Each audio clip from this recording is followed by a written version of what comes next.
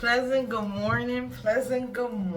My name is Sister Jewel, and today my morning devotion topic will be on God's greatest demand on man is submission.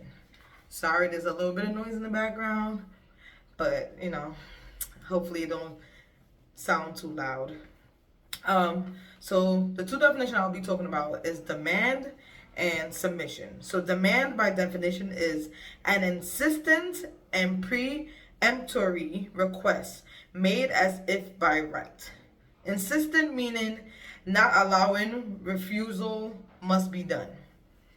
Preemptory means insisting on immediate attention or obedience. So it's basically saying that the demand is a request that must be done. You can't refuse it, and it should require an immediate attention or immediate obedience. So keep that in mind. Submission is the action or fact of accepting or yielding to a superior force or to the will or authority of another person. So the superior force is obviously God, and another person will be either your pastor, your teacher, a police officer. Those are people that's in authority, that puts rules out there that follows them must listen to or pay obedience to. Right. So the topic again is God's greatest demands on man is submission. So God, it says God's greatest. So meaning that this is something that is top of the list, something that is important, something that is a priority, something that he's asking us to do. And he's demanding, and we learned already that demand is not a refusal, it's like immediate submission to God. Like you can't refuse. This is something that he requires us to do. And submission is you yielding. Yielding basically means seize. You're seizing. You're resisting. You're seizing to resist. So meaning that you're willing to give up. You said, look, I'm gonna do this. I'm gonna follow, and I'm gonna be obedient. So, according to James chapter 4, verse 7, in the Amplified Version, it says, "So submit to the authority of God. Resist the devil, stand firm against him, and he will flee from you." So I kind of like this chapter, this verse. It basically talked a lot of power. It talked about James and the idea that when we submit to God, well, the devil will flee from us. Meaning that when we commit to God, and we will be able to withstand the temptations of the devil. So there's a lot of times when we're tempted. A lot of times, temptation leads into sin, right? Sin is not an accident, but it is a choice. When we do something and that is sinful, we made up a choice. We made up our mind because it's something. Let's say you're a thief, you take this milk because you wanted to take it. It was a choice. Like you had the decision in your mind. I'm pretty sure yourself was talking to yourself in mind. It's like, should I take it? Should I not take it? Should I take it? Should I not take it? But the moment that we took it is where the sin comes into play. So it is not an accident. It's something that we think about in our mind and we purposely do. So I like this, like going back to James. I like that verse because it's saying that when we follow God and we learn and we do things that God wants us to do and we fully submit to God, that we will learn and we will have the power to withstand temptation. Because when you get to that spot, or you get into that place in your life where you care about God and you doing everything for God, even when the temptation come your way, you would choose, the good person here and the bad person here.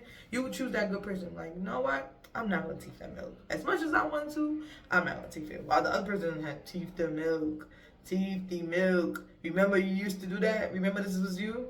But now that you're in a place where you want to follow God, you want to do the right thing, you're going to start listening to that good person. Because 9 out of 10 times, when we get into temptation, we like to listen to the bad guy, What do submitting to God looks like?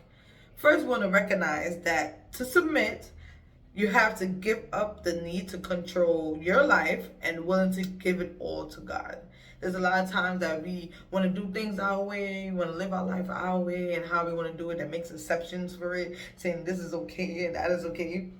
But when we learn to read the Bible, and we fully submit to God, then we learn that, you know, we got to give out to God. There's a lot of things that we probably want to do for ourselves that is not according to God's will. So we got to figure out what that is. And by figuring out, we got to talk to God and tell God and ask God for guidance and what we should do. And just basically give him the control. Give him the car wheel so he could steer your life in the right direction that he wants you to go in. Because sometimes we might end up leading our own self down a little ditch, down a little hole, because we want to do things our way. The next thing I will say is we should pray to God about everything. Not only the things that there's a lot of times we like to pray to God, but it's only about what we want, what we asking God for. Like, God, bless me with this house. God, bless me with a car. God, bless me a job. You know, there's more to praying than just asking God for stuff.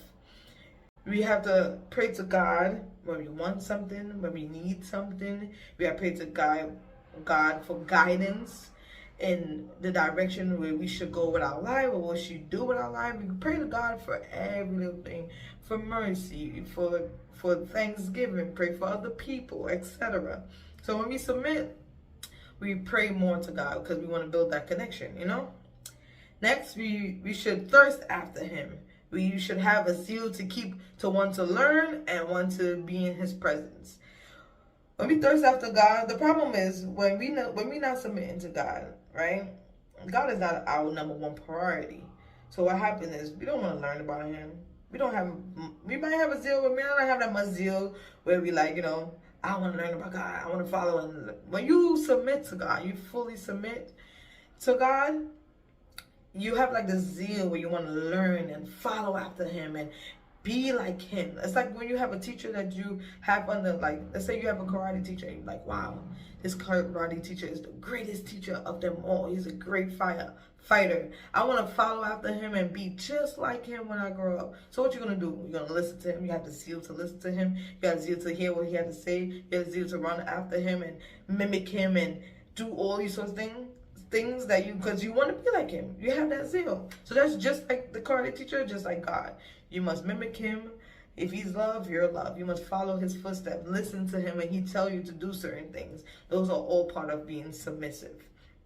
And last but not least, I will talk about is we must be satisfied with what we have and have faith that what we don't have, God is either going to provide or long as it's according to his will. So when we submitting, we're going to be content with our life. We're going to be like, you know, listen, I'm not where I want to be, but I'm happy in what I have, you know.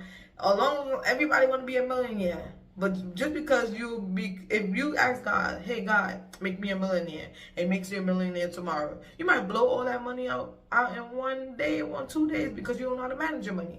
So God gives you everything that you can handle. So when you be submissive to God, you learn to be satisfied. You learn to be submissive in a way where you are content. You listen to what he has to say. You're happy that wherever he put you in is the way that it's supposed to be. But with no further ado, I pray that you go back to the topic, God's greatest demand on man is submission. I pray that you be submissive. I pray that you listen to the man that God has on our life, and that we're able to obey authority and be able to yield anything that we are doing that's not according to his will, but push forward to submit and be like him, or submit and have the zeal and pray and do all the sorts of things that I mentioned. I challenge you guys. I love to give y'all challenges to learn to submit to authority, learn to be and do right and be better for yourself, and just be better, period. And just the few words I leave with you. I thank you guys for tuning in. Make sure you like, share, and subscribe. To all the people, you already know that's our true followers. You already know what's the topic for the month. I pray that you listen to the words and you meditate on it and you take in all the things that needs to be taken in, and take notes and try to change your life and be a better person. Thank you very much for tuning in. Bye, guys.